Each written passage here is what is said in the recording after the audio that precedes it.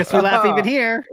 It is your boys. That being said, here for a special, extremely special is doesn't even begin to explain what we have here for you today, and that is a review of four dudes watching a review. It'll make sense in the replay. But there we go. It's time for us to review Super Mario Brothers and also DSP's review of Super Mario Brothers. First question before we get into the storyline. What did you guys think first of casting? For example, Bowser, Jack Black. Thoughts?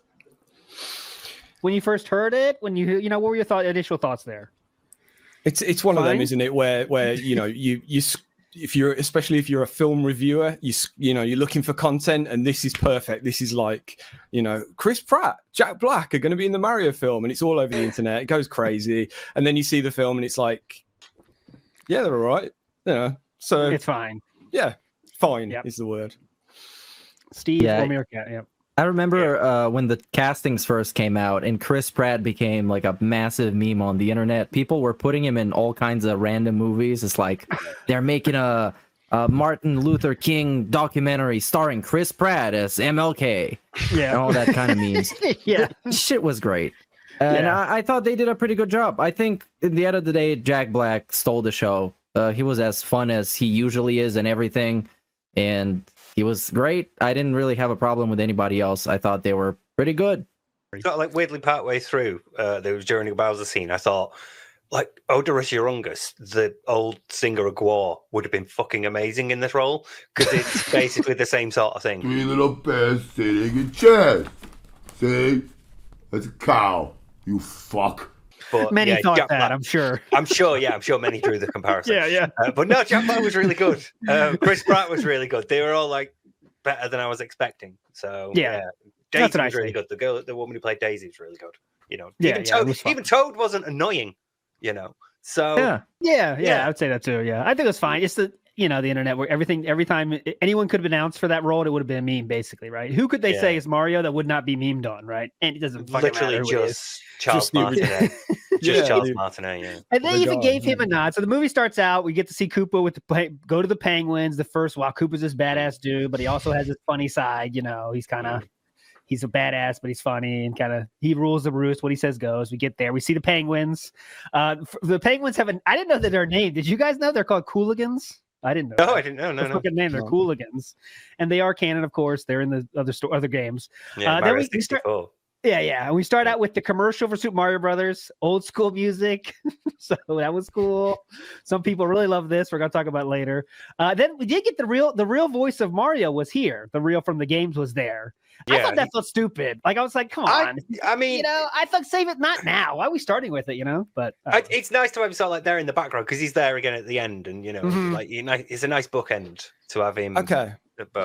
I didn't make that connection at all. I've not looked up any of the casting. I've not looked up any information. So that's cool. Yeah, I did. Now you say it, I'm like, oh yeah, he says Yahoo a couple of times or something. Yeah. But that's like doing like the noises for a character for a video game is different from like carrying a movie, and doing like all the emotional range. Yeah. So I can understand why they didn't cast him. He's not a movie actor.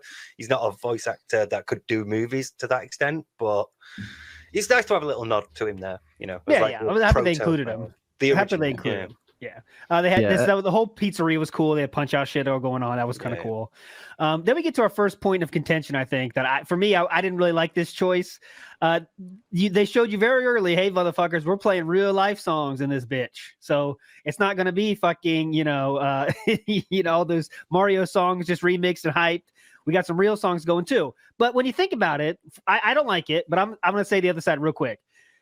Not everyone if you want to make a fucking $1,000,000,000 money movie, you got to think about people that don't give a shit about games. And one way you can care about people that don't give a shit about games is playing some shit that they know and they recognize. So I can see why they used it. No Sleep Till Brooklyn. Everyone fucking knows this song.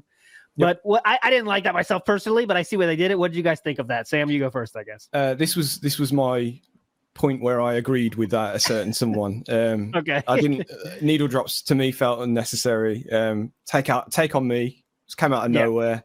It's like you say though. It like they're appealing, and this is a theme for this film. They're appealing to everyone, me included, because I'm not a Mario. I'm not even a Nintendo guy. So I'm one of the the dumb masses, unfortunately.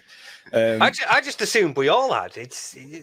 At some point, all of us have played a Mario. Really? Sam was PlayStation. PlayStation kid, I think, right? Yeah. Just Mario Kart on the Wii once or twice, but never owned a Nintendo. But anyway, whatever. That's by the by. But anyway, I had the perspective of someone that's only seen this stuff through osmosis, and so when you got the little bits, the little fanfares worked into the score, I got it. Because everyone knows that stuff, but I may have missed some of the some of the music worked in from the other games, like Phil says, there's some music from like Odyssey and 64 and stuff. Yeah, that's one of my favorite things about the musical references in it, because it's like if you don't know, it doesn't spoil the scene. Like if there's an obvious joke that you don't get, it sort of takes you out of the scene a bit. But with like the musical ones, it doesn't matter, because it's still just playing to the scene. But if you get it, you're like, hey, I get that reference.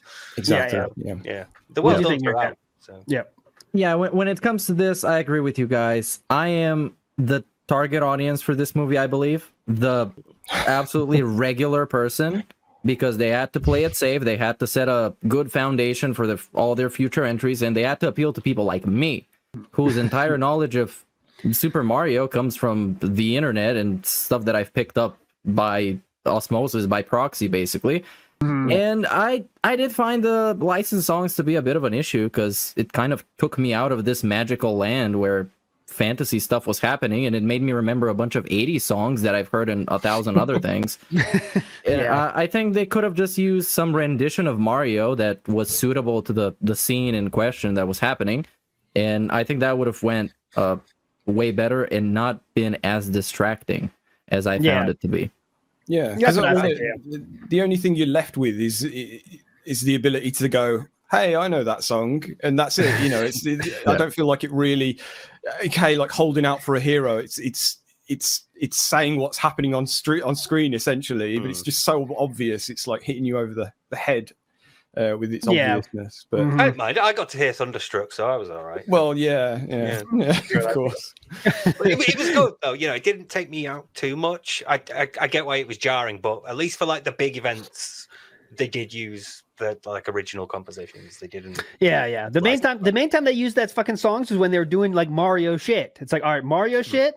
We don't want to get too much Mario shit, so let's get Beastie Boys here, or it's like we're doing too much Mario shit. Let's get Holding Out for a Hero in. You know what I'm saying? Like that's how they kind of like made the mix out, of like hardcore and casual. Let's put them together here. Hardcore platforming, like literally 2D looking style.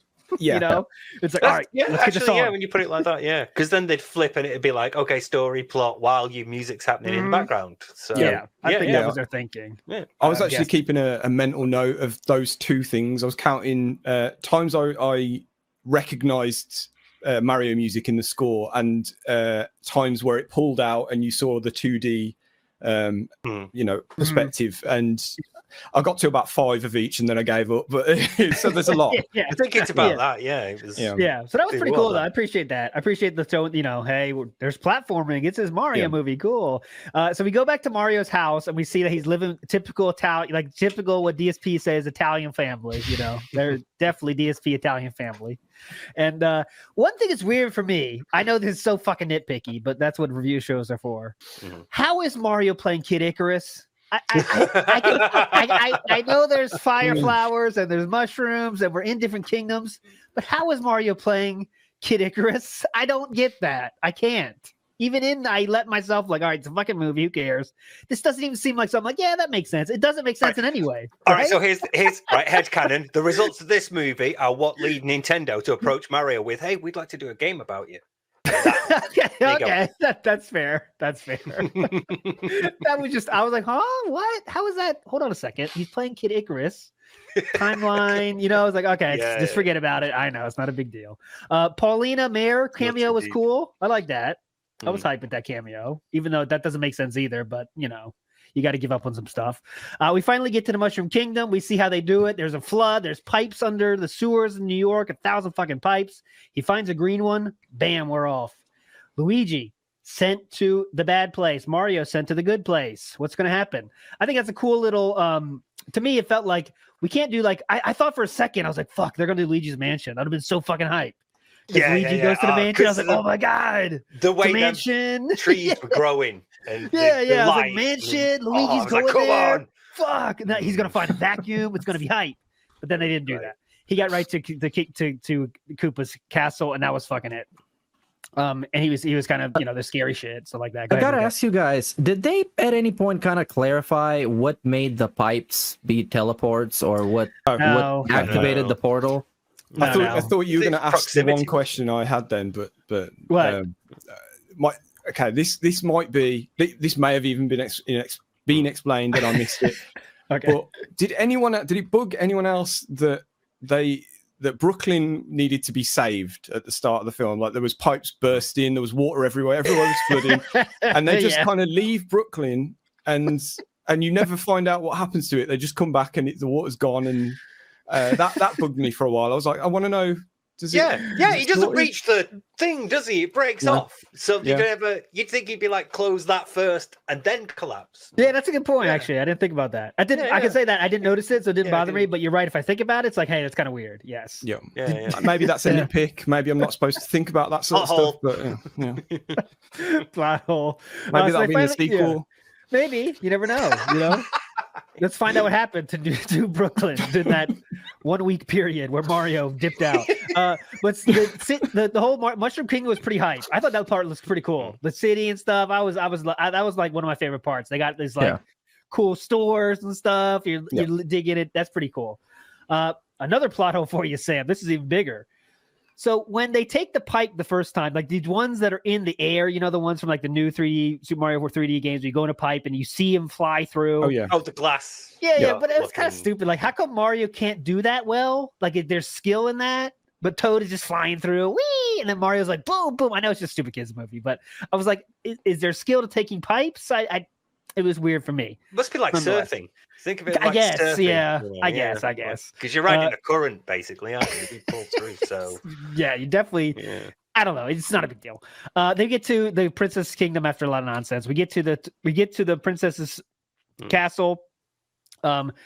Princess looks cool to me. What do you guys think? I thought that's a hype design. It looks cool. She's hype.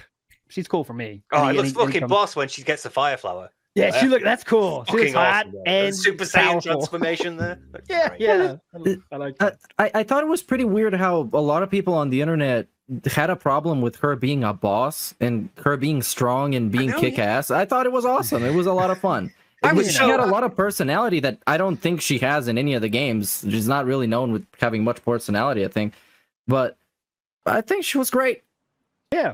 I was so happy. Sorry, just quickly. They didn't do she's been captured and you have to rescue her. She was an independent person of herself and she was acting on her own and she was, capable of defending herself. So I quite like that they did that. I'm really, really happy with the characterization of Peach. She was cool. I thought she was cool. Any thoughts, Sam, on her before we move on? No, not really. So it is good that they did something with her character, because otherwise there's nothing else, so. Yeah. Well, just like every other fucking character in Mario universe, now they can do like everything. So they all play sports, they're all doing fighting, and they can do everything, So it's kind of, a big canvas to use with the storyline of But it's Mario. Cool. It's like, it's not just Bowser swoops in and takes us from the start, It's like Yeah. Cool. Yep. And so we get the storyline is we got to go to get the Kong people, the Kong country people, to join us to take down Koopa, get Luigi back. Right? They're all the causes are aligning. Peach obviously wants to worry about her people. Mario wants to get Luigi back. Let's all go to the Kong Kingdom, convince them to help us, and then we'll go. So let me get our first. But we got to train Mario. So this is one of those. They all princesses have this, I guess, in their castle, a training course. It kind of illustrates all these Mario things we all know, piranha plants, all that kind of stuff. So we are holding out for a hero, of course, we already talked about. And then it goes, Mario sucks, he learns, blah, blah, blah, blah, blah, blah. Nothing that crazy there. Any thoughts there? Yeah, I think it was pretty clever how they made it like you were playing a normal level of Mario where you fail at different points and eventually you get good enough where you pass it. So it was kind of well translated from the game into movie form. Yep. I just had a problem with the licensed music because they could have done something more interesting except just plugging in a song that relates to something that's happening on the screen. Yes. That's my only thing too. Is it would have been more hype if they they could have done a hype fuck remix that everyone understands and recognizes. That would have been so hype, but they got to do that. Another thing. That whole segment in Princess Peach being that good at the obstacle course really kind of showcases why she's the princess, because all the toads, they were talking about how they just found her one day and then she just became the princess. This justifies why she's the princess, because she's skilled and she has the leadership skills, and it actually makes sense. They say, like, when they're talking about Bowser advancing, they're like, "Oh, but we're just too cute. Like, we can't fight. We're too cute." Yeah, so that's he's the princess. And that's the training bit. It's like showing the audience, here's the rules, here's how power-ups work. If you get hit, you lose a power-up. So that's going to be important later. You're teaching the audience, these are the concepts that you need to understand going forward. So absolutely. And also, you don't overwhelm them with too much lore and stuff that they have to keep track of. So people like me can just see, oh, well, that's what a power-up does, and you lose it when you get hit. Simple enough. Yep. Yeah. I love that they explained that had like some that was worked in some way, because you get that nice little world building, plus it's a callback to the games. So that helps. That was definitely cool, and I think that's the whole thing was cool. We're feeling Mario has power, okay, because now he's becoming a hero, dude. He's growing as a character. But one thing movie like this has to do is like if there's not enough little touches, the hardcores are going to get pissed. But there was enough little touches I thought was really cool. One of them here was Princess, when she jumps, we learned that she has the float. Like she got Mario 2. I thought that was really cool. So subtle. If you don't know anything about fucking Mario, you still get to learn that, okay, Princess can float a little bit if she holds her skirt out, but that's and she held it in the perfect way in the fucking manual from Super Mario Brothers 2. That's how she's holding her fucking skirt. They did that perfect. That was really cool. Then Luigi was captured by, he's still not in the castle yet, actually, in this part of the story. He gets captured by a balloon style thing. Now, this is something to nitpick. Like, why is this not a clown car? You know what I'm saying? Like, there's that's like, all right, guys. Because they're shy guys. They're not clowns. But generic balloon, which I don't think has any reference in the Mario Kingdom, or a clown car. There could have been a fucking Koopa Kid on the clown car coming to pick him up. I was like, it's such an easy chance there that was missed, I think. But again, that's for the hardcores. No people would not even care or think twice about it. I didn't. I can tell you, I definitely didn't. Yes. So also they go back to a flashback of Luigi, and they're wearing their baby clothes. They're the baby, baby Mario, baby Luigi. Love that. So that's a little bit of a thing, because they said they're wearing that stuff for the commercial, trying to make their plumbing company grow, but they were also wearing that when they were babies, or a little confusion, but it's no big deal. Who cares? Toad joins the party fully here, and then we kind of get a little flashback, a flash through of all the lands. We get to see the bridges where the cheeks are jumping. That was cool. Pyramids from Super Mario Galaxy, upside down pyramids in the sky. That was all cool. Yoshi, we got to see apples, that only in Super Mario World, apples. I mean, I'm sure there are ones. I love it. The herd of Yoshis running. Herd of Yoshis. That one Yoshi looks back. You're like, oh, that was hype. That was hype. Then we get Bowser singing for the first time his song. That was pretty hype. Very hype. Cool detail. The piano was Ludwig von Koopa's piano. That was awesome. Yeah, that was cool. His kids were not in the movie, but they're still feeling there. That was kind of cool. I like the with the piano playing. I like the way he worked in the that is it the second level of the original game. The music, that was level. Nice. Yeah, that was sweet. That was hype. That was cool. You play that on bass, quite fun. Meerkat, anything there? Look, you were gonna say something. You cool? I do think the song could have been better, as in more catchy, and all the repetitive peaches could have been replaced with something that is more clever, witty, catchy. Even though the song went viral, it was very popular for a little bit after the movie came out. So I guess people liking it, but that's what I would have changed. I think for me that worked because it sort of like showed that he's not that great, he's not that smooth, so he just resorts to just singing her name because he's got nothing else. He's already sung about how much he loves her and will treat her well, and it's like Peaches, I want Peaches, because he's like, got out else, I'll just sing her name. That's a really good point, and it also kind of makes me think that he really has something going on for that girl. He really wants to impress her. He really wants to steal that princess and marry her, and he's in love with her. I mean, that's a theme throughout the movie. He makes it very well known he has an interest for her, but I like seeing that. I fucking loved it. That's one of my favorite lines in the film. Is a bit later on when they're at the pedestal and she's like, punched the guy. And he's like, "Did you really think that I was going to marry her?" And he was like, "Well, kinda, yeah." Yeah. Well, one of my favorite lines came right at this point when they learn about. Okay, they're doing the piano scene. Blah blah blah. Hey, Koopa, here's some bad news. There's a guy with a mustache that's coming, and Koopa's like scared. He's like, "Hang on a second. Tell me about this guy. Do princesses find him attractive?" I like that part. I laughed. So one thing, another nitpick, I was like, please. So we get the fire flower scene right after that. Right after that, we get to the field of fire flowers, and we see how fire works. All right, cool.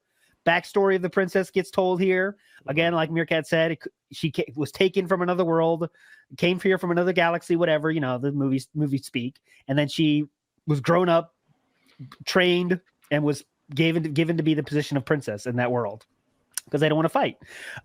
Toad was playing a flute during this section. Toad was playing a flute.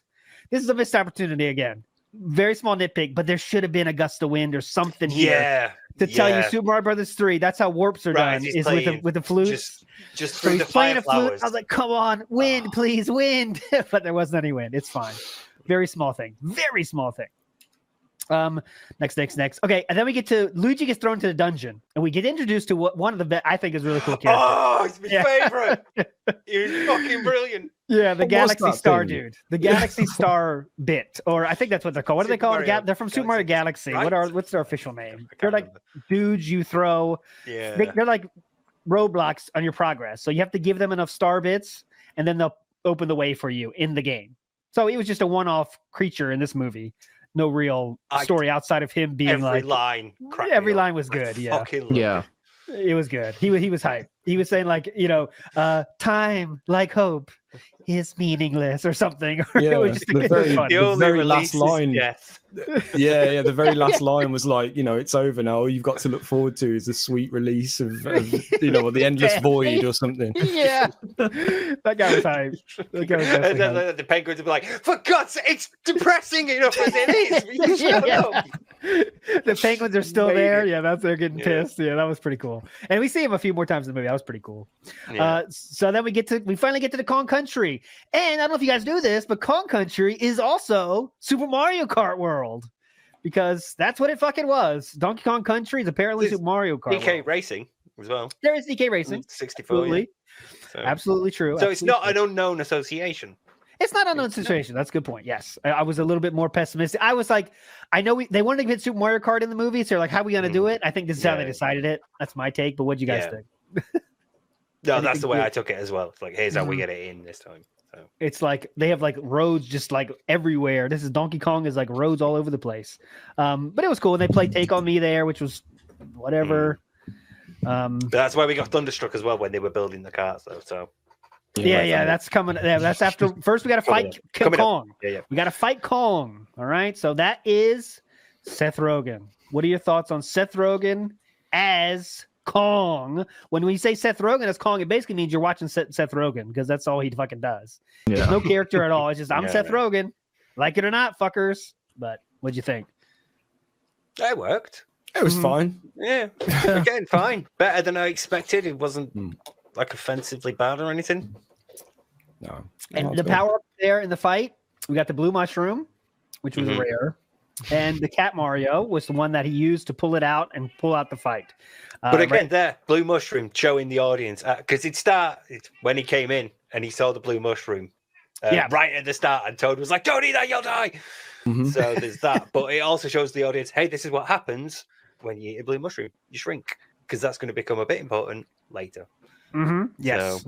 So we get he beats Kong. Kong agrees. All right, we got to fucking go. How do they go? Thunderstruck Mario Kart scene. This was pretty cool. I like that idea of like how when you play Super Mario Kart, there's a guy there choosing the car for you, making it. That's kind of cool. Yeah, I like how they made that storyline.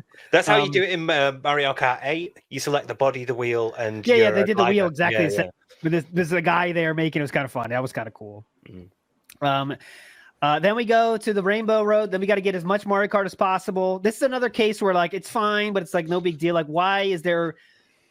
We're going to do Mario Kart, but then we have to add like everyone has missile launchers now and stuff. I didn't like that. That wasn't be my preference, but again, small point. But it's like, how do we have missile launchers now? I thought they did throw bananas and shells, but it's like, there could have been like some question mark blocks some people pick up. I think they could have just stuck to a little bit more of the gameplay. It's a great opportunity, but instead they made it like Warzone. It's like fucking Mad Max Mario Kart style. That's what I thought. But it would have helped if they were all like bullet bills. Like, they're throwing the bombs, Right, it's more. Yeah. I'm sure there was at least a Wumba bomb thrown during that bit. Yeah, I think there was one, but it was mostly bananas, and rockets and things. Yeah, and that's the end. Missed opportunity there for me. And Princess was looking hot in this scene too. Let me tell you, I like the bike get up was hype. But anyways, as the non-Mario watcher, or one of the non-Mario players, this scene didn't, I didn't catch any missed references or anything.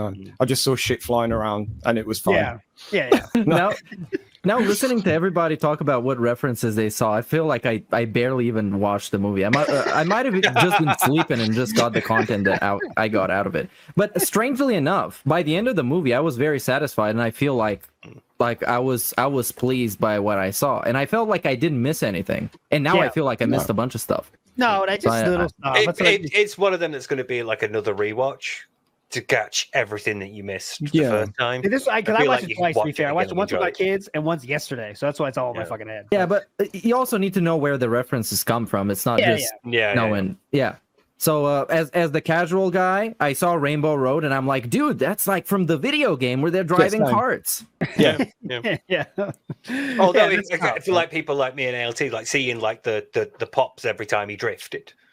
Yeah, they did that. Really cool. Nice. That was really cool. Yeah, because when you in Mario Kart, when you do a right thing, you get a little boost, and your wheels go a little bit. They did that. They did the little cuts. Like there was just enough to make you like make the real fans of all the fucking games happy. Yeah. But again, like that, it wouldn't have detracted from the scene because you two didn't get it. So, it was just a thing that you're like, oh, cool, that's happening. But we're like, oh, it's that thing. So. We both I'd like to think that these little references, were enough, and because I think as we'll probably get to, DSP, he says a lot about these references and how like they're not, there's some aspects that aren't, they're not. I think he wanted just references, and for it to all be very strictly, canon to the games or whatever, and God. We're almost to the end. We'll get there. We're almost there. Blah blah blah. They get married. There's some cool like Kong and Mario moments about dad stuff. They showed there a lot of character development there, where they're both looking for acceptance from their father inside when they got eaten by that eel dude. And they're kind of talking about that. They want to make their dads proud, which they both do in the movie. We get to the wedding. I like to see King Bama there. I was hyped for that. That's a very small character. King. I was hyped. That was hype, and they were there for a reason too. Like King Bama was placed there for a fucking reason because he can explode. They showed some cool ground pounds. They were doing this cool Mario moves was thrown in there. Blah blah blah. Mario gets into raccoon suit, which was a throwback to Super Mario Brothers 3 only. And Super Mario Maker, I guess. New Super Mario Brothers has it as well. That's true too. But okay, then blah blah blah. Huge Bullet Bill is going to destroy the whole fucking place because obviously they don't get married because Peach says fuck that shit. Fight happens. Huge Bullet Bill is going to go down on the castle. Mario aggroes it to him and puts it inside the pipe. Pipe goes somewhere, blows up, and then every fucking person in there gets sucked to New York. Final battle time. Luigi plays the hero, and they get the Power Star. Power Star means invincibility star in this case, and beats Koopa. And they lastly, blah blah blah. They win. Fight over. One thing I want to talk about: the final kick was a double brothers like downwards kick. I was like, why are we not ground pounding here? That one really got me. I was like, come on, guys. We're doing a movie he's never done in the history of Mario, a downward kick. We could have a ground pound here, and everyone's going home happy. Some of those Smash Brothers moves. That's true too. That's true too. Yeah. But anyways, load over, blah, blah, movie over. Everyone's happy. Dad's happy. Family's happy. New York is happy. Koopa's a little small guy now, pet. And that's it. We find out they go back and live in the Mushroom Kingdom as plumbers. And that's the end of the movie. So overall, just before we get to DSP's review side, what did you think of it as a whole? I guess we'll go to Meerkat first. What did you think of the movie as a whole? Overall, I think it was great. As a casual audience, this is it was great for me. I was so glad that it was just over 90 minutes long. I'm so tired of 2.5 hour movies. It was justified being 1.5 hour long. It was great. It looked very good. Some of the fight scenes, action scenes were directed very well. The last 20-ish minutes kind of felt like an Avengers movie to me, but that's probably because I've just watched too many of them. The voice acting I thought was really good. Again, I had a problem with the licensed music. It kind of took me out a little bit. The humor I thought was pretty good as well. There was a couple of points where I actually laughed out loud, which doesn't really happen nowadays a lot with the mainstream comedy stuff. And I would say it's a good family movie. I would give it a Silvano thumbs up. Yeah, I think it's cool. Steve, what are your thoughts? Final thoughts?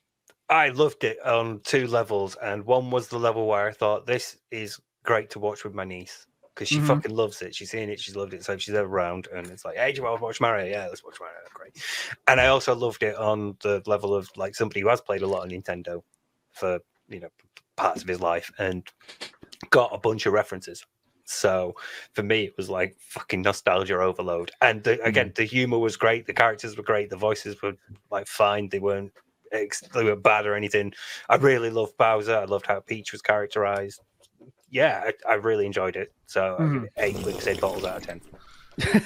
Like we all have different rating systems. Sam's turn. What'd you think? I think my rating system will be bad, good, or fine. You know, and I think the middle, the fine one would apply here. I enjoyed it. I appreciated it. It was short. You know, but the thing was I agree with, I forget who it was. Sorry, in chat did say that they tried to cram too much in. I really agree with that. The pace was just a bit too lightning fast, where I felt like they could have slowed down and you know, I get it's kind of you're aiming more towards the younger side with this kind of film, I think, anyway. Although Mario's been around for a long time now, so there's a lot of people of all ages that are going to appreciate this. But yeah, that was one of my instant thoughts. Was like, whoa, can we just wait a minute and rein it in a little bit?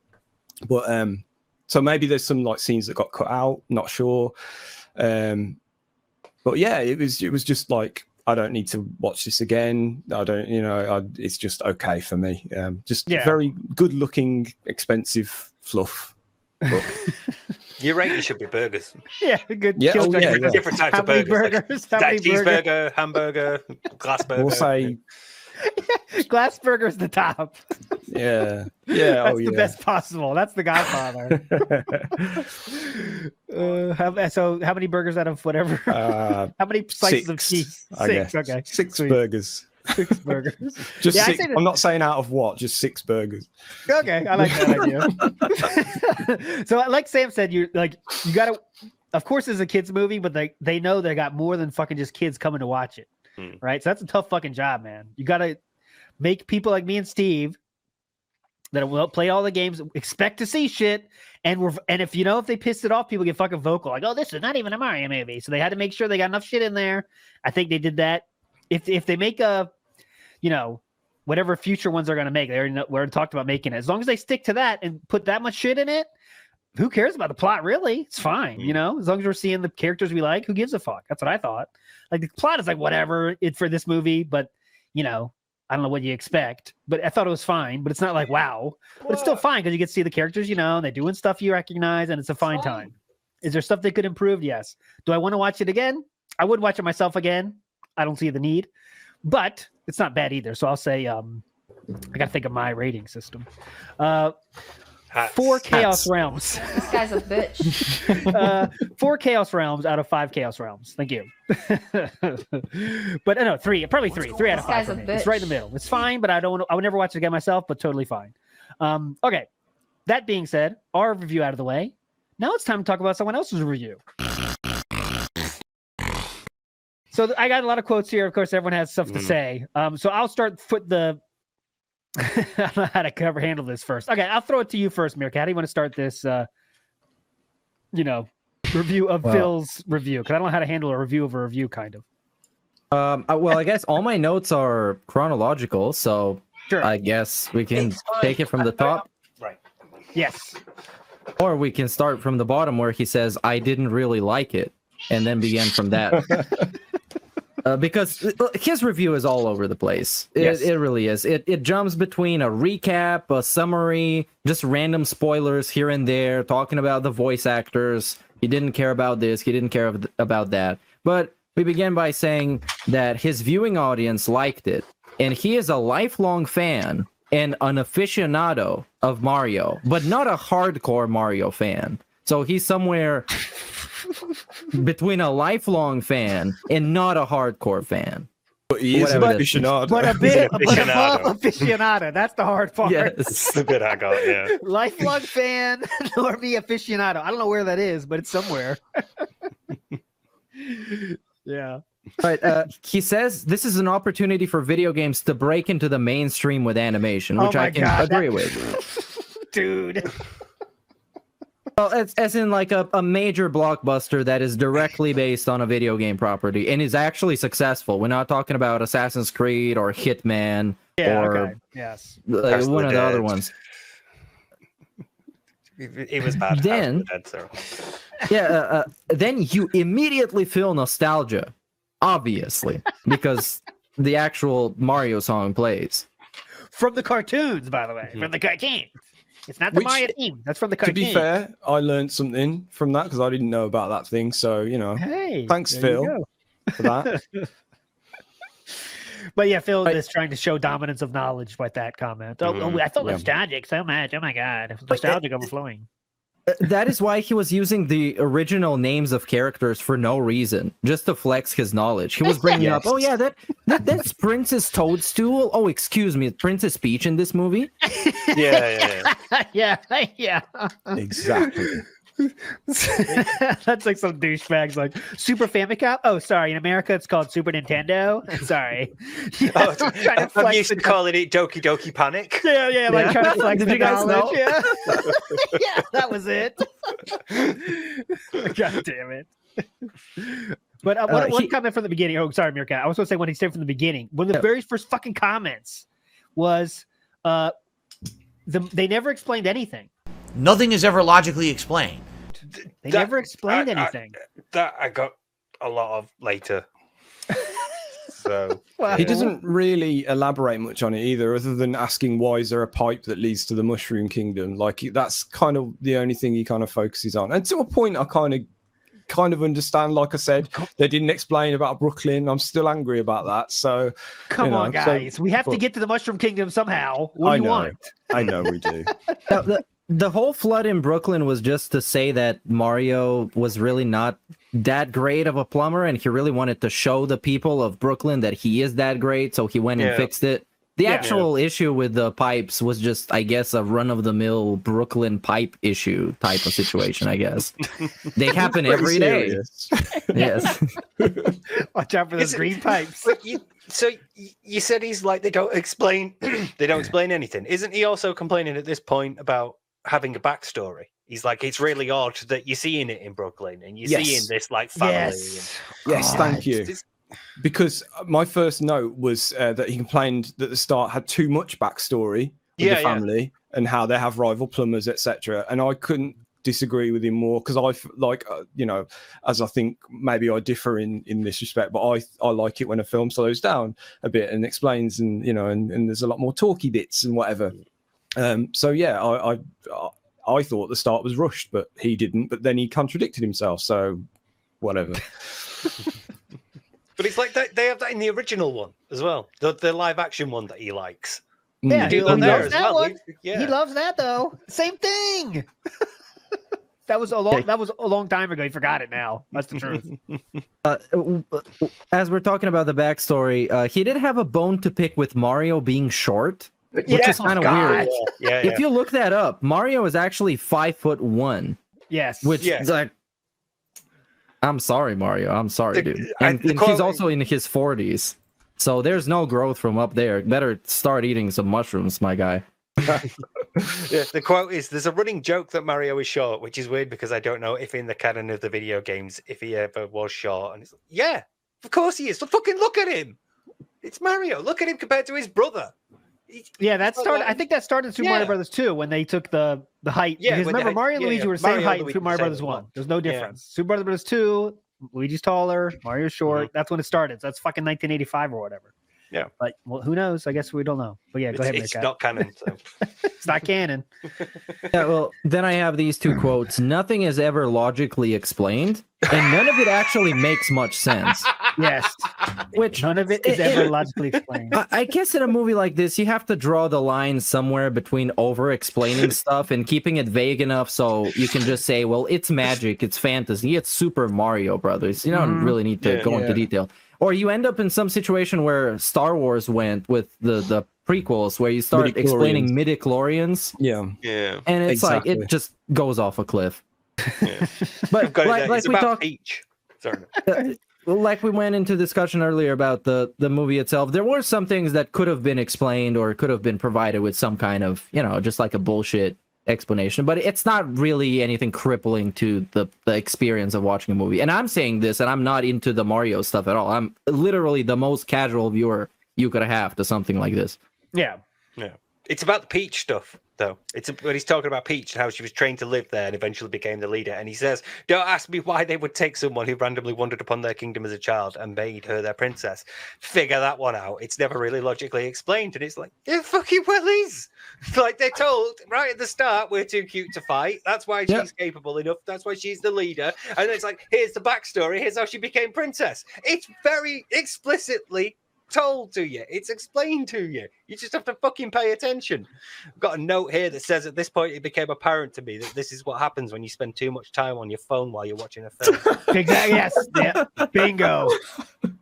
That's the headline to this whole review of his review. It's like, I don't think he watched that much of it. He has some big bullet points, and after that he clearly didn't watch a lot of it. It's so much. And even owned up to it towards the end, apparently. I kind of fell asleep, you guys. Well, this is my review. I kind of did like it, and it didn't make sense. I was dozing off. Which, okay. So if you've gone to the cinema to see the film and you fall asleep, that could be, reflected. That kind of reflects badly on the film. It was so bad I fell asleep. But this is a film you can pause and rewind, and for the purposes of a review, go back to if you've missed a bit. But no, he just fell asleep, and I've missed that now, so whatever. Yeah. I've done that on a date once. Yeah. Nice. It's actually really funny that all of us in some way kind of took notes of his review, and he didn't take any kind of notes while watching the actual movie. No. Yeah. This, by the way, if no one's seen a DSP review, this, but if you maybe have seen his year-end series or whatever he calls it, it's that basically. It's him waffling for 20 minutes about things he kind of remembers, not really. So it's really bad place. Yeah, Gengar Green, great point. It was an excuse to play WWE Champions while taking quick notes of a movie. I bet that's it. I'm sorry, Cat, I'm busy today. I gotta watch a movie. And then Cat walks in the door. He's just like, with the WWE Champions on the phone, like gin in one hand. It's like what? Would you quickly repeat that one? Okay, do it again. like something. So yeah, why would anyone make just to have that thought shows that you're an idiot. Why would people just make someone their princess? Explain that. What do you want to do? Go through want to watch the princess movie? That's the princess movie. You know what I'm saying? That's a different movie we'll get in the future. Then we can get the whole backstory of that whole thing. But also, okay. Have we made clear about spoilers, by the way? Yeah, spoilers. We forgot to say that. We put it in the title because we did the review of the whole. We're gonna put it in the title. We'll put it in the title. It's spoilers. We'll do like Phil. Yeah. Spoilers, guys. Spoilers, guys. So you don't know this. Anyways, Koopa goes to New York. Guys, spoilers. Mario wins in the end. I don't know if you knew that, but it's really cool. Luigi almost dies. I was going to say, spoilers. The bit where Luigi dies. That's spoilers. Mario's dad is dead, but it's okay. He was very cool. No. I managed to pull a fantastic quote out of this. In reality, that's kind of the plot synopsis of this movie. Nothing is ever logically explained. In Super Mario Brothers. Dude. And he does this. He's talking about Kongs have their own kingdom. Kongs have their own kingdom. That's not canon. I was like, what? In what universe are you living where that is not canon? 15-year-old game player. I'm an aficionado. Kongs have their own kingdom? Is that canon? But dude, he's not a hardcore fan. Cut him some slack. He doesn't know that. Yeah, that's hardcore fan territory. Yeah. He only likes Mario, very specifically Mario, not Kong, maybe. Yes, who knows? Yes. I noticed that as well. He calls them a race. You don't call them a species. He calls them they're race. The Kong race. So there's going to be a Mario RPG where you choose your race. Goomba, Kong, human from Brooklyn. Yeah. God, that was races. Yeah, that's not canon. And he also says they're trying to show it Super Mario Kart, but he says this. Oh, we have missed a bit. We have missed an go ahead. You go. We have missed the bit about Bowser talking about his plans now that he's got the superstar. Oh yeah. Explaining his, It's like, why does he think Peach is gonna like him now? I don't Never get explained. It. Never explained. Even though, like, he's actually fucking explaining it to his army. Yeah. Never explained. He tells everyone in the crew the whole plans. Once we get the Power Star, we're gonna go over there, and if she doesn't marry me, we're gonna fuck them up. That's pretty much it. Yeah. Like that. I mean, that is it. Yeah. The plot is he wants to marry the princess, and that's his motivation. Well, like it or not, that's an explanation. Which you could say has been his motivation since 1981. By the way, it's been the motivation in a lot of the games. It's always been. And Phil says, like, I don't get why he does this. That's in the first game they don't say it because they have they can say like 3 sentences of text in those fucking games. So they say like, "Princess is in another castle. You found the princess. Thank you, Mario." We don't know Koopa's intentions, but it's not hard to. You could fill in the blanks yourself there. Why he's holding princess, and he says they never explain that. Why he wants to get princess. Why he thinks the Mario Power Star is important. All that stuff, just nonsense. But listen to this quote. Sorry, Steve. Anything else before we get to the racing part? Yeah. There is one very brief, quick bit when he's talking about Bowser and going on about how like he sees Mario as a love rival, as a romantic rival. Yeah. And Phil says, meanwhile, that's not really what's happening in the movie. There's no real romance between Mario and Princess Peach. While the movie's explicitly showing romance growing between Mario and Princess Peach, they're growing closer. And then it hit me that he's only seeing the relationship transactionally. He says they're working together because she wants to protect her kingdom and he wants to find Luigi. So they're helping each other out because they want to work. He's only seen it transactionally. That's how he's ever seen the relationship. He couldn't perceive it any other way. He's completely blind to the movie explicitly showing him them growing closer. They sit next to each other, closer, and like different scenes. Yeah. They're not fucking, but they're not doing Game of Thrones. But that's what it takes for Phil to see it, though, guys. Yeah, he has to see that shit. If it's this talking closer, what? I mean, they're just trying to get the Kongs. I don't know. Yeah, they're never, like you say, they don't have the big. I don't think they have the big kiss or anything like that. It's just the start of a potential relationship, and that's fine. Why do we need to have all the other stuff? That would only make him uncomfortable anyway. So it's odd that the thing doesn't do sex. Makes it most uncomfortable, but like the kind of like little touches of like romanticism doesn't even see those. Oh, they don't exist. Yeah, what's that? I don't know.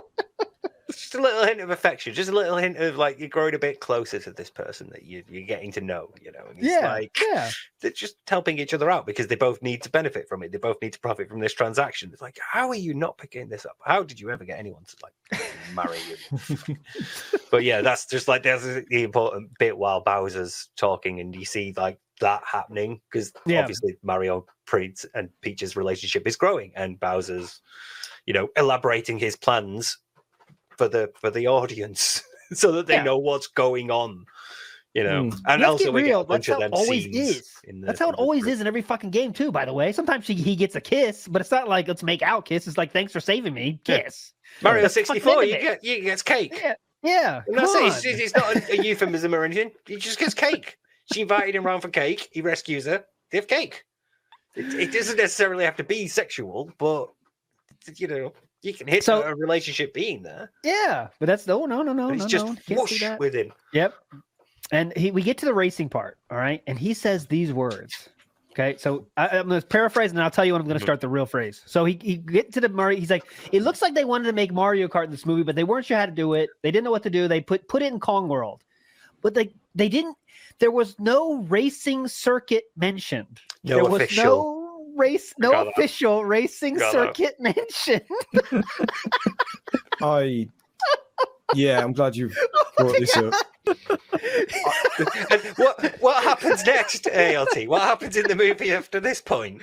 Yeah, they do more racing and stuff and all that stuff. Is it on a certain track? Oh yeah, it's a kind of rainbowish thing. You know, it's like a rainbow style, rainbow style track. It was interesting, but they didn't mention any official racing circuit. So you have to come out of the TV, punch Phil in the face, and say, "Hey, this is Super Mario Kart. Did you get it?" For him to understand it, I guess. I have two quotes. Go ahead. I think are brilliant, and I think they're almost within 10 seconds of each other. I quote, "Mario Kart is never referenced." Next quote is, "Driving scenes in the movie that are reminiscent of Mario Kart stuff." Mario Kart is never referenced, and no official racing circuit is ever referenced. There's multiple driving scenes in the movie that are reminiscent of Mario Kart stuff. Oh my god. And also, Donkey Kong's dad tells everybody, "You guys need carts," and then they get in carts and they race with Mario. That's how much more do you need that spelled out for you? I told you, you have to punch him in the face and say it. You have to. Miyamoto has to go to Phil's house and say, "Hey, this part's about Super Mario Kart, brother. You got it." What did he want? For the film to completely stop, grind to a halt, and for them to pull out a blackboard or something and say, "By the way, this is how we do things here. We have carts," and or some like big Star Wars scene where they explain how the Death Star trench run is going to work. Because this isn't that kind of film. Like, we get it. There's just carts, and I think overall the theme of this is that he wanted like literal running from left to right across different levels. In terms of like the references and the storyline, and it'll be the same here. We probably wanted Princess Peach. I will, you can have my armies if you could beat me in a best of the 4 race cup. Yeah. So we have to race like 4 times, and there's like a brief little bit of them racing there, and it's like it wouldn't work. Yeah, and I'll tell you something. I saw this movie with my kids. Okay, this is not a lie. 5 years old. We saw the movie when that scene came up. The first time you get in the car with the Kong dude, he says, "Super Mario Kart." That's what he said. Because it takes a 5-year-old to see that's what we're fucking doing. Do you need to have like Lakitu with the balloon, literally have the race start? You get it? Yeah. No, that was incredible. That was incredible. It looked like, what do you say again, Mirka? What's the second quote? Reminiscent driving scenes in the movie that are reminiscent of Mario Kart stuff. Yeah. Reminiscent of Mario Kart stuff. God damn. Like, even if you have no knowledge of Mario Kart or anything like that, it's just a cool scene where they travel on roads that get you from A to B. Like, they're clearly just they're just weird roads. This is a universe where things float in midair. So, there's nothing weird about this at all. It's just, So it's not out of place or anything. Yeah. It flows. Like, even if you didn't know it was Rainbow Road, it would flow because you'd be like, "Oh wow, they've gone to a magic road now." I mean, it's kind of slightly reminiscent of Thor, like the Rainbow Bridge in that, that kind of thing. Yeah. It's reminiscent. I have a fucking phenomenal quote from this part. As the movie goes on, it becomes apparent that this is meant to be a standalone feature. Like, he's just realized at this point, dude. Yeah, this is where I going to be like canon to Mario 2 or 3. They're not going to the Dreamland, That's what I started getting at this part of the film. I knew a review. I knew Phil wanted it to be where you are watching a movie of a game. So like, here's the start of Super Mario World. We're in, what is it called? Chocolate Island or whatever. Yoshi's World. Then we go to the second act of the movie, and now we're into the whatever it's called, whatever canyon or whatever this fucking name is. And then we move on to up. He wanted it just like that. Just like that. If you break away from that, he said this too. The gameplay elements don't shine through. The gameplay elements don't shine through. From later on, Like, what do you want? Of course they gameplay don't. Elements? It's a fucking film. It's part game. one scene in the beginning that is almost exactly like you're playing Super Mario. It's like 2D, they're racing, they're picking up flag, whatever. And there's the other scene where he's with Princess Peach at the obstacle course, which is also a Super Mario gameplay segment. Yes. Like, what the fuck is he talking about? And you got the Mario Kart stuff, which is from a separate game, and you got him Mario fighting Donkey Kong, which is basically Super Smash Brothers, because the levels are kind of similar. Yes, and they made levels like that on purpose. Yes, Donkey Kong Jr. That's how like the first game Mario was in. Donkey Kong. That's why Donkey Kong has always been canon in Nintendo. The first fucking Mario game had him in. Do you think he wants this to be like? Do you remember? I've not seen it, but I've seen the scene in. Is it Doom where they literally cut in game footage, or it's like from the first person view, innit? Yeah, that's what he wants. That's the only thing he wants. Is there like a House of the Dead one that does that as well? House of the Dead got in gameplay. The Uwe Boll one. Where they literally cut in video game footage, literal video game footage. And these are two awful films by, from what I gather. So, just don't do that. And I thought that sounds like what he wants, for it to be literally like, this is a game. Like, dude, yes. He doesn't want a movie. He wants, I think he wants to see gameplay. Like, what do you He wants to watch a Let's Play. But he's been making Let's Plays for so long, it has rewired his brain chemistry to all kinds of media. Yeah. He can't see movies anymore. It's like, where's the game start? Jack clearly knew the character better. Chris Pratt really needs to main more as Mario. He needs to get in the lab because his performance during this is awful. Yeah.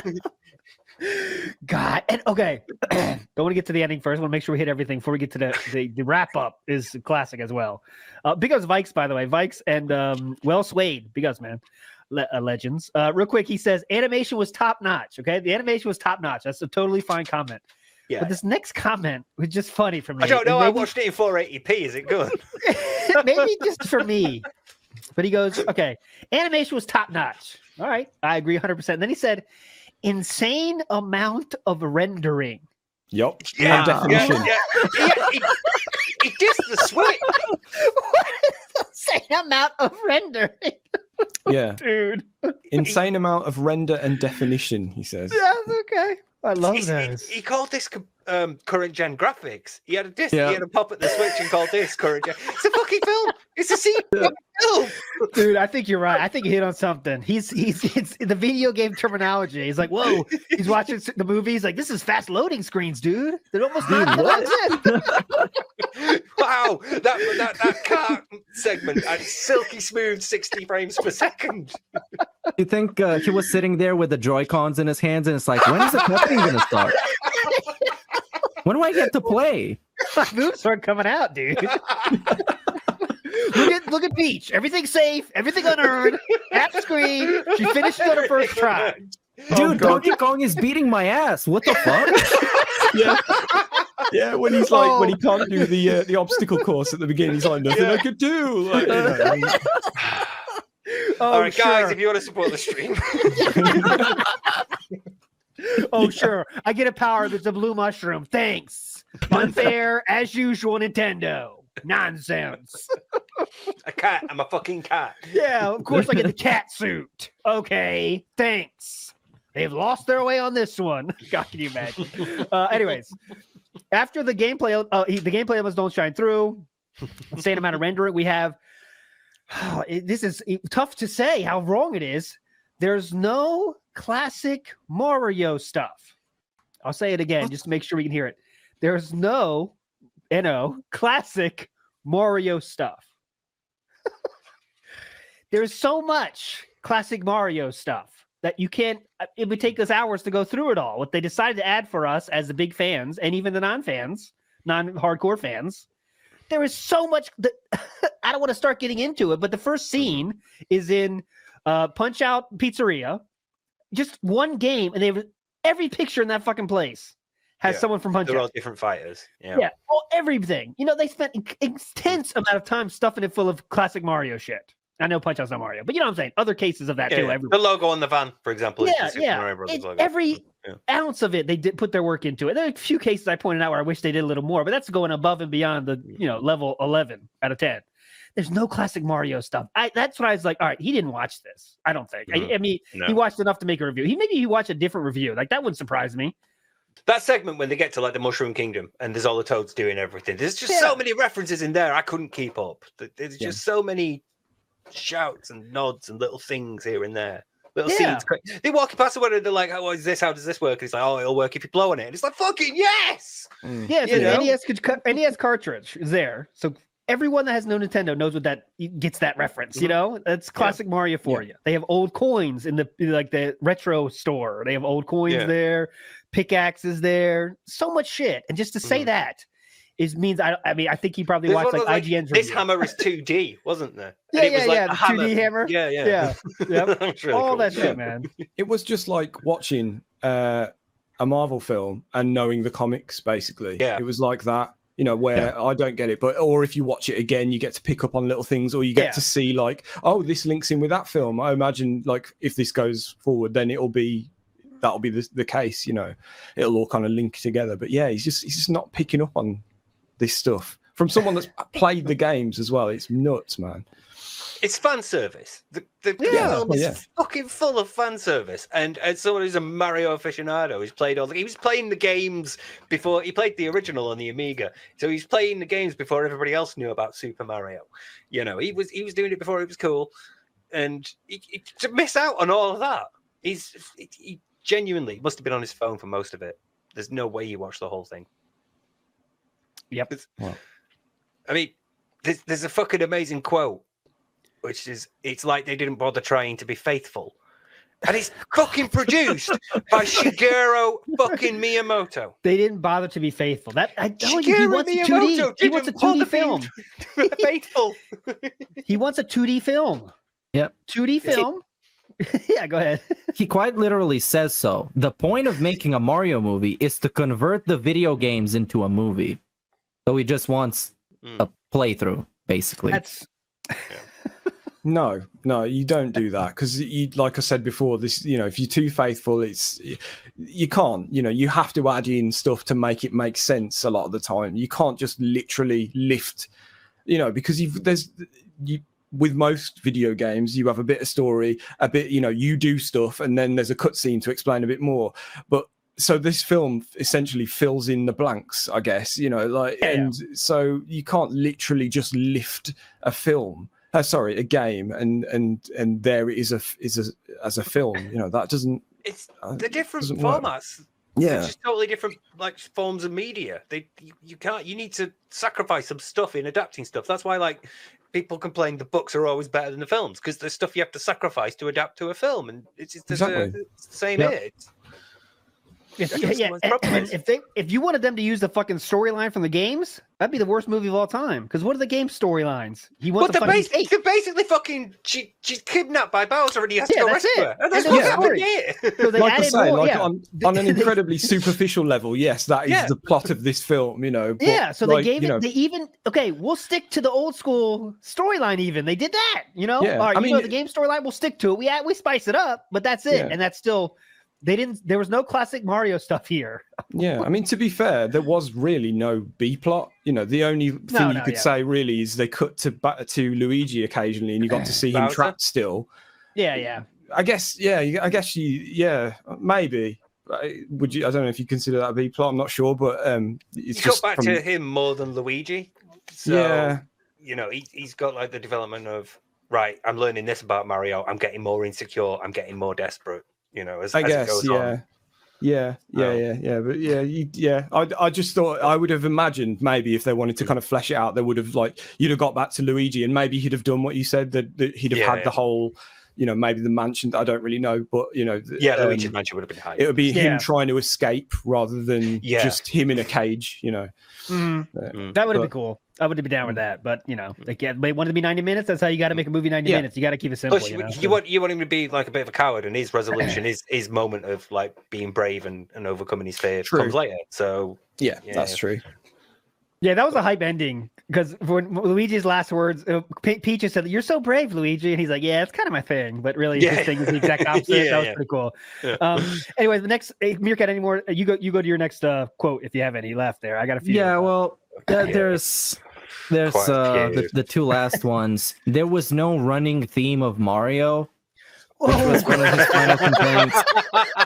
That's because what? They didn't have like the Mario theme going every single second of the movie? Yeah, it was it was about changing the theme, the different musical motifs through the movie, wasn't it? He was like, nobody themed, like Mario 64 to Mario Sunshine to Super Mario Galaxy, and he's like, well, yeah, because otherwise, that'd be awesome. Very difficult to tolerate. And that was 90 minutes. And that was in it a few times, to be fair. But you know, exactly. It just makes you think he didn't watch the movie. Really makes me think he didn't watch the movie all the way through, at least. And he would admit later, as we're gonna get there. But yeah, I think he was looking at the screen and technically watching it, but he didn't really soak up anything that actually was meaningful, as we would to say. And my last quote that I have is, I know there's going to be a next one because this one made so much money, which was exactly the point of this movie existing, is for them to set up a solid foundation, a solid movie that will be well received, will make a lot of money from casuals like me and people like you guys who actually get the references, and they would open up themselves to making many more like this and explore themes like Luigi's Mansion, Donkey Kong, and all that stuff that they couldn't do in this one. They are now able to do because the normies know all the lore and all the baseline knowledge to go through and actually find out. I think it does a good job of doing that, of setting, you know, being like the basics first film, like Star Wars or whatever, you know, where it's very simple. You get it, and then in the second one, they can do whatever they want. Maybe it's a bit darker. Maybe they'll flesh out the characters a bit more. You know, I can see all that stuff happening. But with this one, you get endless shit to do. You know, after this point, it's bringing all different universes. You know, like someone said, maybe it's going to be a Smash Brothers universe or some shit like that. Who knows? That'd be pretty hype. Yeah. One quote I think was interesting was he says, no substance in the movie, but he talks about the ending when they use the star. I have this entire spoiler. thing. Me too. I have this entire thing. Okay, go ahead. I'll just get the story real quick. Spoiler: Mario uses the star to defeat Koopa in the end with his help of his brother. They both get the star. And Phil's line, I would say Phil's line, and you guys please talk about it, Steve, was, why wasn't this clever tactic, because he wasn't trying to spoil, but the clever tactic was using the star. Why wasn't this clever tactic not used earlier? This mind blown, right? This is an element that was introduced early on in the movie and was forgotten about until the end. You could have literally beaten him at any point in the movie using this, but you didn't remember until the last minute of the movie, so you could have your happy ending resolution. That is DSP failing to notice one of the most common storytelling tropes in all media of the Chekhov's gun. Hey, we're planting this thing early in the film so that later on you're like, oh yeah, that thing, and then it helps end. It is such an unbelievably common thing. How he does not grasp that, that screams to me. You have no media literacy at all. You don't watch things for the purpose of enjoying them. You don't read things. You don't do things to immerse yourself in them. You just consume and move on. Can we just explain what this thing is, just so that I'm clear on what it is that they do? Because I'm fairly sure I know what it is, but so just in case. Use the star. They use the star. Spoiler. Okay. They use the star, the power star. That, by the way, we saw in the beginning of the movie. I talked about the fucking penguin people. That's why they were fading, and took it and said, "All right, now I have this star. I have this star. Koopa has this star in his possession, which you'd seemingly understand that it's tough for Mario to go and get that. It's in his possession." Yeah, and that power star, they don't really say what the power is, but we know it's a powerful thing. And even if you don't know the game, you can imagine. He waxes about it, doesn't he? He's like, I'm going to give it to Princess Peach. She'll be impressed by how powerful I am because I've got this star. You know it's hype. But Phil says that why could they? He says they could do this at any point in the movie. That just doesn't make any sense because they can't. So Bowser's got it, so they can't, for one thing. Also, he says, because the way Phil words it, he says they team up and use it at the start, and they don't use it at the end. They use it at the end, but then they could have used it at any time. So I was like, okay, so they team up. Luigi was captured throughout the whole film. Exactly. Another good point. Mario was on the other side of the Mushroom Kingdom trying to get back to him. And Mario wasn't a good hero yet. He can't just go in the fucking castle and get it. They were still holding on for him. Yeah. Yeah. So so there's a couple of reasons there. So just didn't watch it all. That's another case of did not watch it all. Has no idea where the star is or what the star symbolizes or what's its point in the plot is, because they could not have done that the whole time. But okay. And also another one is he said he said in the end it's a children's movie. Yeah. Go ahead.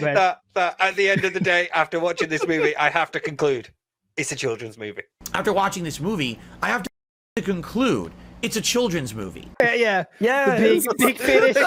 We got there, boys. It's a children's movie. At the end of the movie. This is the part that really got me when he said, "There's nothing meaningful." Of course, he said meaningful legit 10 times in this review. I think over unders at 5. I'll say literally 5. But he says, one thing I don't like is there's nothing meaningful. You're going here to do this. Fight. You go here, do this. Fight. All right. So Sam, I know what you're saying. You felt the movie was like that too, kind of, right? That it wasn't enough talky parts. It was kind of like fight. All right, whatever. That's fine. Fast pace. Yeah. But look, compare this to how he thinks about video games, right? In this instance, he wants his video games like this, though, right? Yeah, he Go does. here, fight.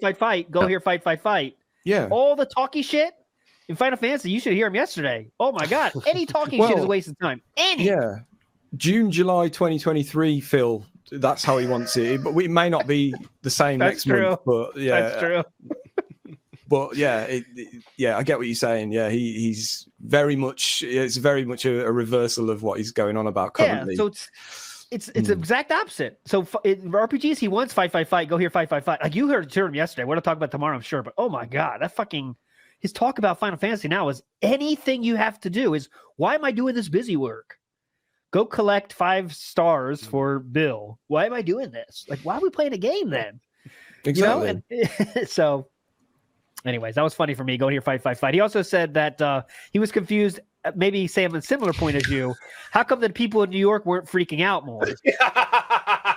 I kind of thought that as well. Yeah, I've got to be honest. Oh, okay. You know, these people from another dimension do arrive, and they are all like turtles and mushrooms and shit. But you know what? It's a kids' film, and we've established the craziness enough for at that point for it to be like, okay, that's fine. You know, we're not going to talk about the fucking Brooklyn being underwater thing anymore, so it's fine, whatever. That's where you checked out. That's where Sam checked out when they didn't finish filling that. That's when he opened Champions and just Sam started going. All right, hang on, I got to make up for this bullshit movie.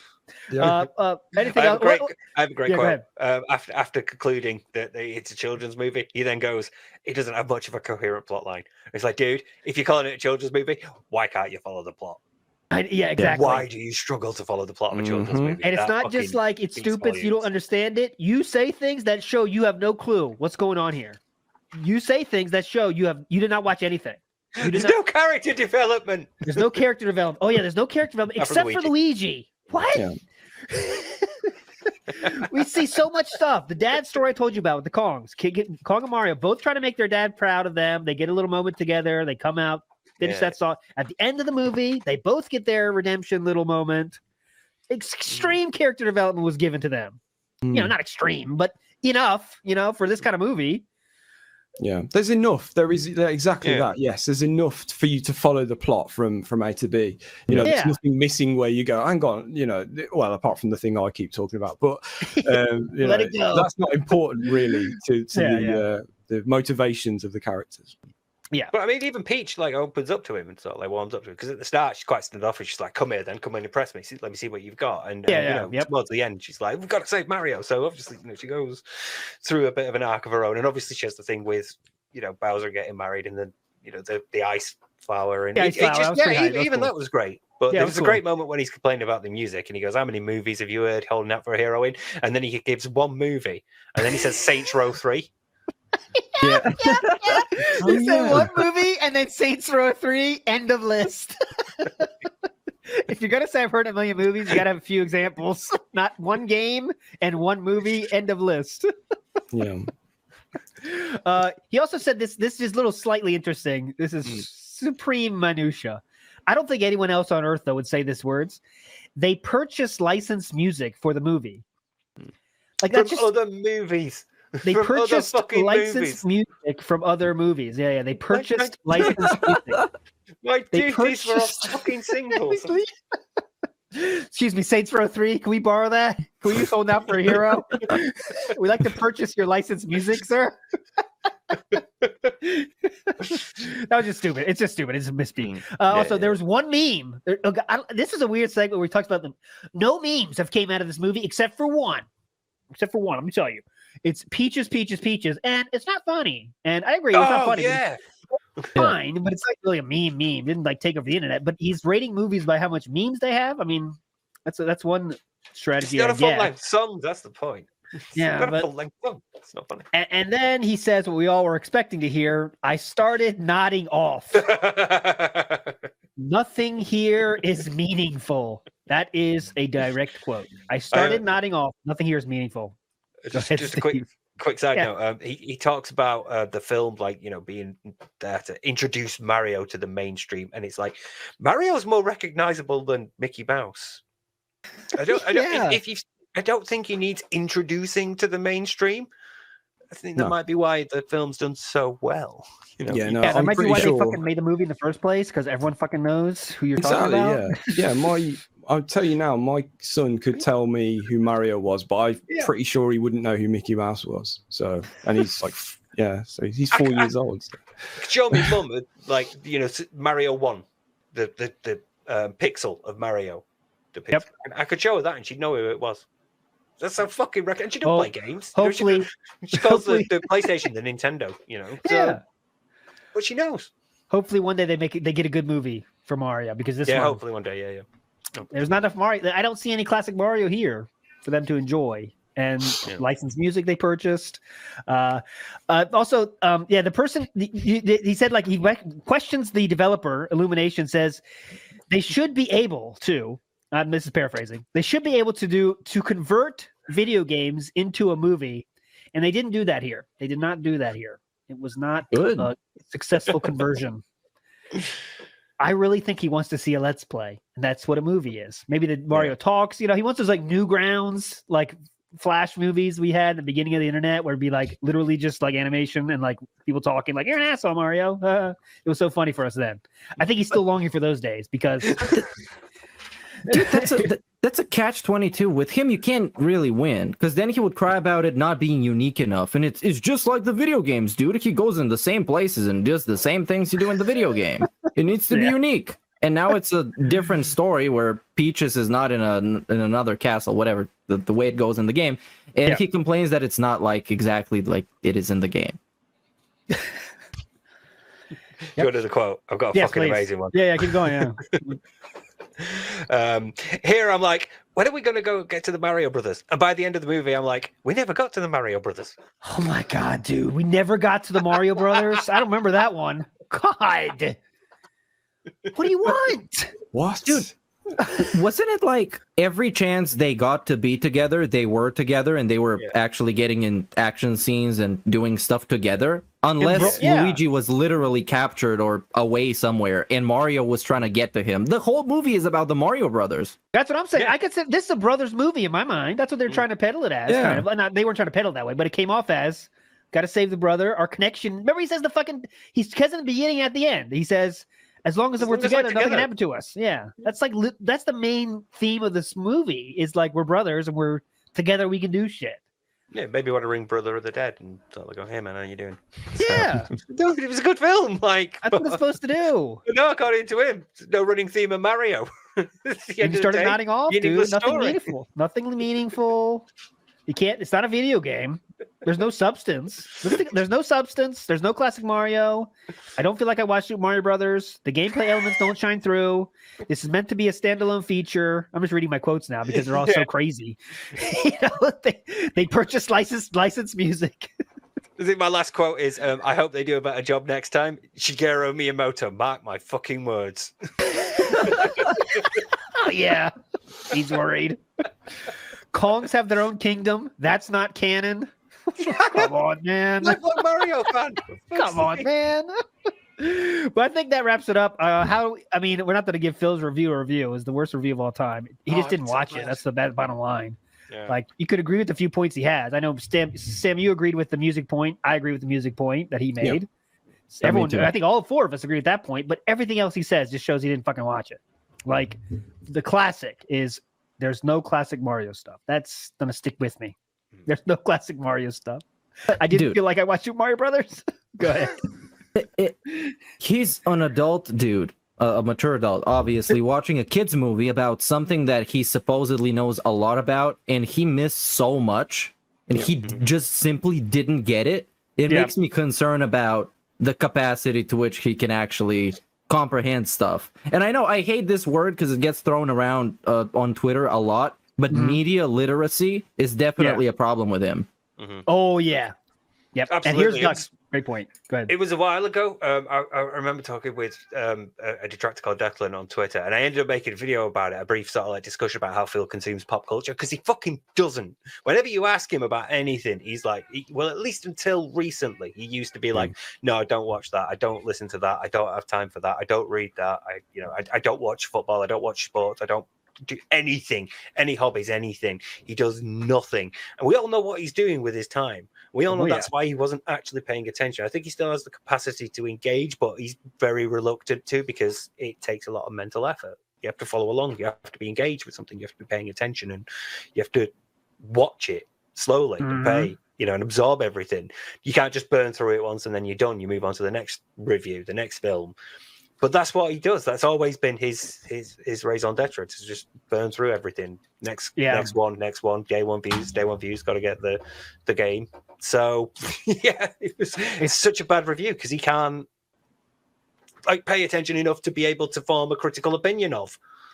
Like you said, it's just about the game, how he lived his life for 15 years has warped into how he enjoys media outside of there. So it's just, I have to get to the end as fast as possible, and that's it. So get to the end, Go ahead, Sam. I think that reflects on how he presents himself as well, because he doesn't consume any pop culture or anyone else's streams or anything like that, so he's not taking anything in to compare himself to, if that makes any sense. So so because he has nothing interesting to say, because you make little references here and there, or you quote something, or I don't know, you see something in a game and you go, oh, I get that kind of thing, they've referenced this, and none of that's happening with him, so he has nothing interesting to say, if that makes any sense. So in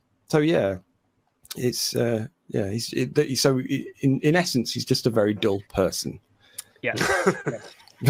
Here's Duck says this last word. I just think he can't find enjoyment in anything anymore. He's broken and bitter about everything that isn't food and gin. And I think that's probably the best way to say it. He can't find enjoyment out of this and out of anything.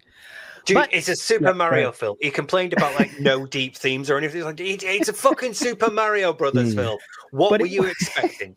How do you get a deep theme out of making a video game a movie then? Like, how are we going to get deep? We're going to fucking Super Mario World, All right, here's level 1. Start the movie. Level 1. He jumped over the Goomba. Awesome. That's what he wants, I guess. I don't know. But anyways, that was the first edition of Siskel and REEbert. Which that's a good name. I think it works. It works. So we'll put the video together. It'll be live after. All the legends that were here, you saw us talking about it, but so that was pretty hype. You got to be here live and in person. Of course, we're live tomorrow with the normal show, 4:30. Any final words, Steve? Final words. 8 out of 10. Great film. Really loved it. As for Phil's review, it's one of the worst things I've ever seen. Meerkat, close this out. After sitting through this review of a review, I have come to the conclusion that it's for kids. Okay. Thank you. You know what? The thing I come back to is just there wasn't enough classic Mario in it for me. Like, I felt like I didn't see Mario at all. Like, was the Mario and Luigi in the movie? That's my biggest takeaway. Is I just didn't get enough. But Sam, send us home, please. Okay. Burger.